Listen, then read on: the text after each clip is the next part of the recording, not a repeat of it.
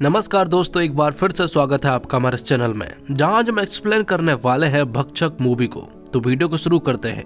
और अगर वीडियो अच्छा लगे तो वीडियो को लाइक जरूर कीजिएगा और इसी तरह की वीडियोस पाने के लिए आप हमारे इस चैनल को सब्सक्राइब भी कीजिएगा, ताकि आपको इसी तरह के लेटेस्ट और फ्रेश कंटेंट मिलते रहे। तो फिल्म की शुरुआत होती है और हम एक आदमी को देखते हैं जो कि चाइल्ड वेलफेयर में एक लड़की के साथ दुष्कर्म करता है और उस आदमी ने उस लड़की की हालत बद से बदतर कर दी थी। यहीं पर सोनू नाम का एक आदमी था और उसी ने इस लड़की को यहाँ पर लाया था।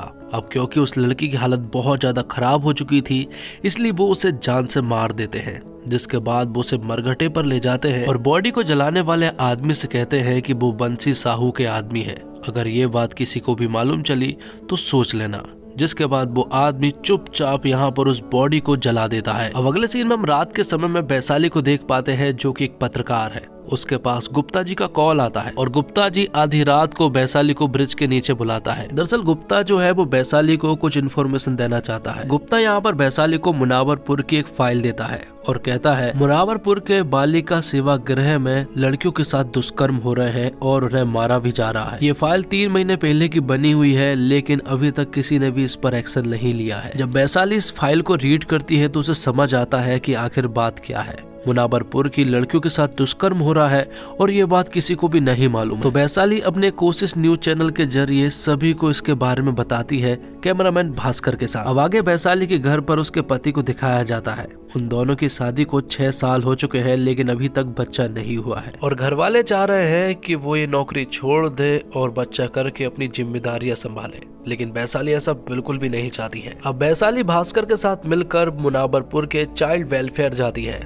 जहाँ पर कि वो जाते ही कुछ फोटोज वगैरह क्लिक करने लगती है। लेकिन थोड़ी देर के बाद यहाँ पर सोनू आता है और वो वैशाली से कहता है कि तुम ये नहीं कर सकती हो, क्योंकि ये एक प्राइवेट एरिया है और यहाँ पर ये सब करना बिल्कुल गलत है। तो वो लोग यहाँ से चले जाते हैं। जिसके बाद वैशाली और भास्कर मिलकर चाइल्ड वेलफेयर कमेटी पहुँचते हैं, जहाँ पर कि वो मुनावरपुर की इन लड़कियों के बारे में बात करते हैं। लेकिन वो आदमी भी उन्हीं लोगों से मिला हुआ था, इसलिए वो उनकी कोई भी मदद नहीं कर पाता है और कहता है कि आप भी इन सब से दूर रहो। अब वैशाली का पति, जो कि डाक सेवाओं में काम करता है, उसके पास बंसी साहू का कॉल आता है और वो कहता है कि अपनी पत्नी को समझा ले कि वो इन सब से दूर रहे, वरना अंजाम बहुत बुरा होगा।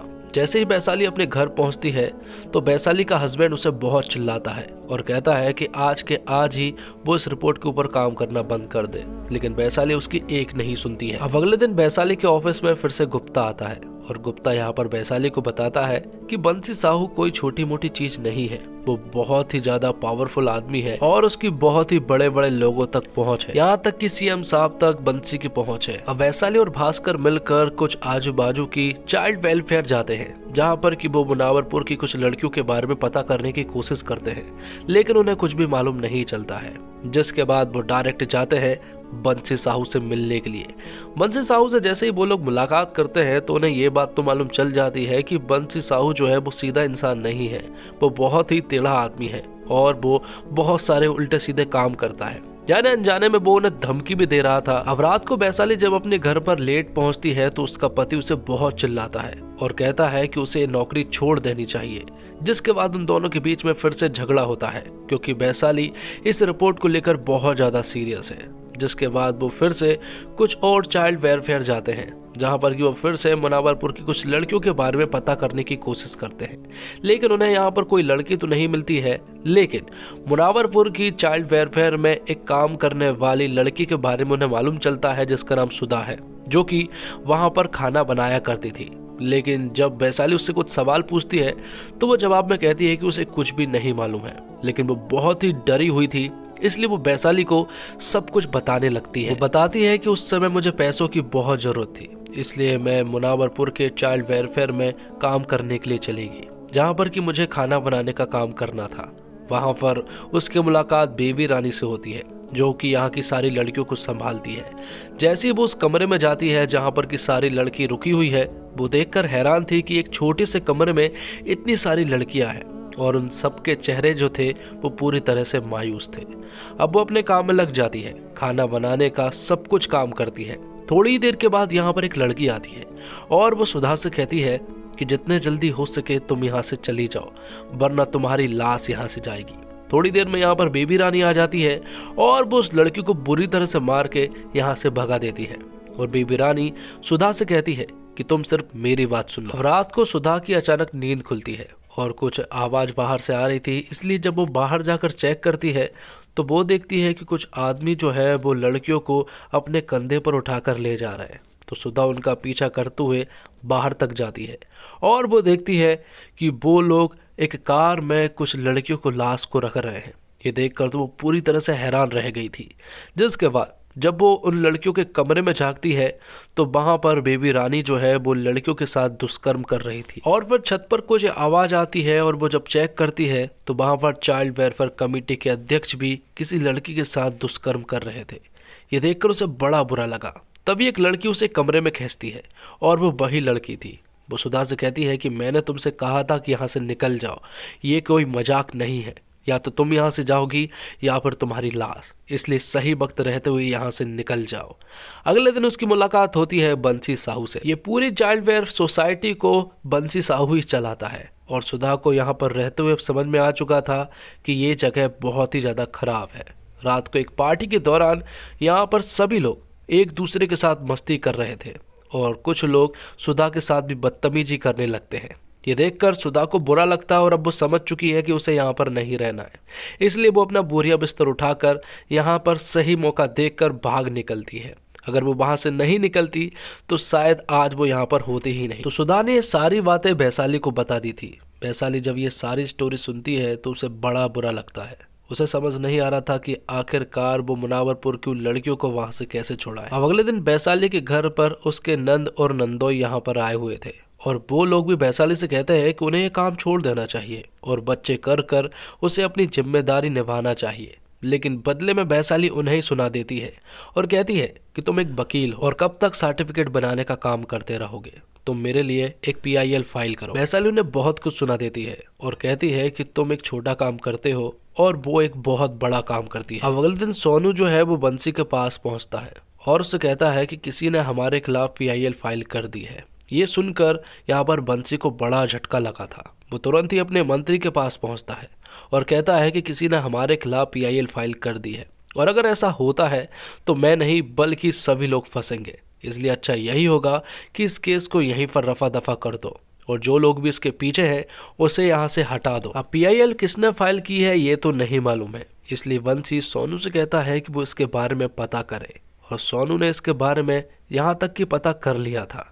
वो बंसी को बताता है कि उसे एक आदमी के ऊपर शक है और वो आदमी है वैशाली का नंदोई, क्योंकि वही एक वकील है और वही ये सब कुछ कर सकता है। जिसके बाद हॉस्पिटल का सीन दिखाया जाता है जहाँ पर कि हम वैशाली की नंद को देख पाते हैं और यहाँ में मालूम चलता है कि वैशाली के नंदोई को सोनू ने बहुत बुरी तरह से मारा है, जिस वजह से वैशाली जो है वो पुलिस स्टेशन में उसकी FIR दर्ज कराने लगती है।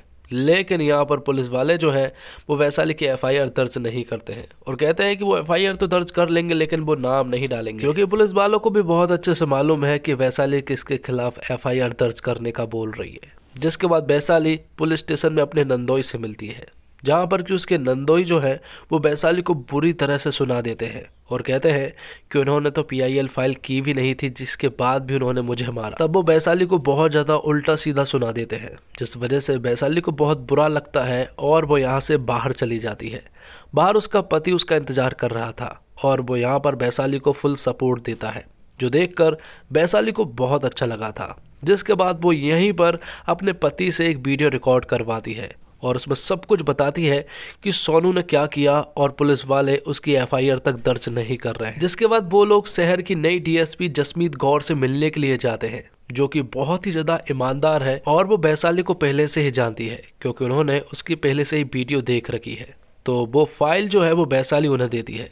फाइल पढ़ने के बाद जसमीत गौर उनसे कहती है कि सब कुछ सही है, लेकिन क्या सबूत है कि ये फाइल सही है?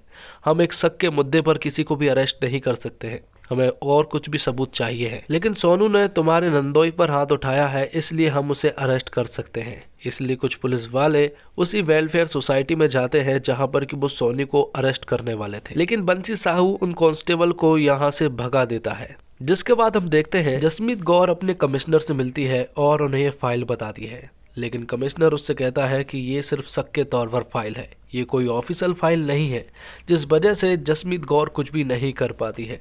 और अब जसमीत कौर अपने घर पर रात को वैशाली को बुलाती है। वो वैशाली से कहती है कि 3 महीने पहले ये फाइल बनी थी, तब से किसी ने भी इस पर एक्शन नहीं लिया है, तो तुम समझ सकती हो कि बंसी साहू कितना पावरफुल आदमी है। मैं ये नहीं कह रही हूँ कि मैं उसकी साइड हो गई हूँ, लेकिन हमें बहुत सारे सबूत की जरूरत है। अब अगले दिन गुप्ता जी फिर से वैशाली के पास आते हैं और वो उन्हें बताते हैं कि PIL फाइल उसी ने की थी। साथ ही वो उन्हें कुछ और खबर भी बताते हैं। वो कहते हैं कि हाल ही में कुछ मर्डर हुए हैं जिनकी कार्रवाई जो है वो पुलिस नहीं कर रही है।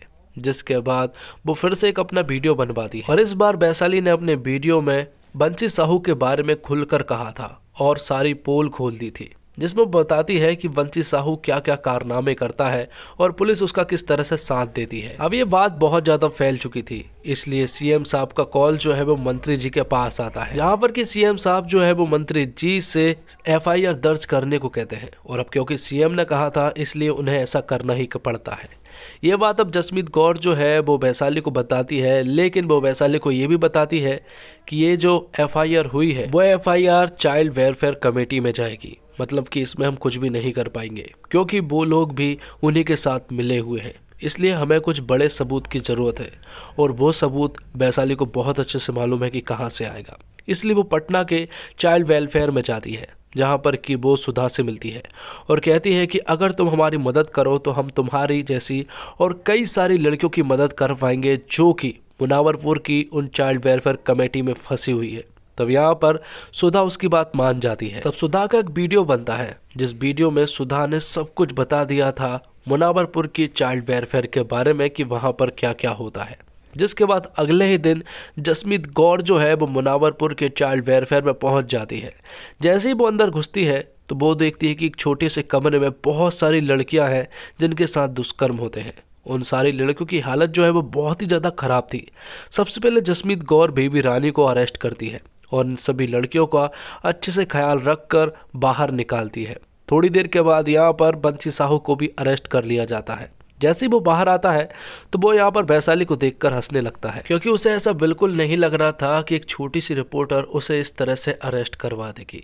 बाद में यहाँ पर वैशाली अपनी स्पीच के द्वारा सभी को बताती है कि मैटर जब तक पर्सनल ना हो जाए तब तक कोई भी आगे नहीं आता है, लेकिन मैं चाहती हूँ कि मैटर पर्सनल हो या फिर ना हो, लेकिन आप लोग आगे आओ, क्योंकि इत्तेफाक की बात है और वो इत्तेफाक आपके साथ भी कभी भी हो सकता है और अगर कल कोई आगे नहीं आया तो आपको बहुत बुरा लग सकता है। इसलिए किसी और के मैटर में पर्सनल हो जाए और आगे बढ़े और उन लोगों की मदद करें, तभी हम अपनी सोसाइटी के लिए कुछ कर पाएंगे। और इसी के साथ ये वीडियो यहीं पर खत्म होता है। तो दोस्तों उम्मीद करता हूँ आपको वीडियो पसंद आई होगी।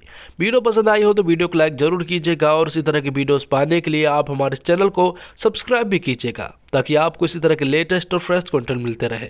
मिलते हैं एक और कमाल की वीडियो के साथ, तब तक के लिए आप हमारे चैनल के साथ बने रहिए। धन्यवाद। जय हिंद, जय भारत, जय श्री राम।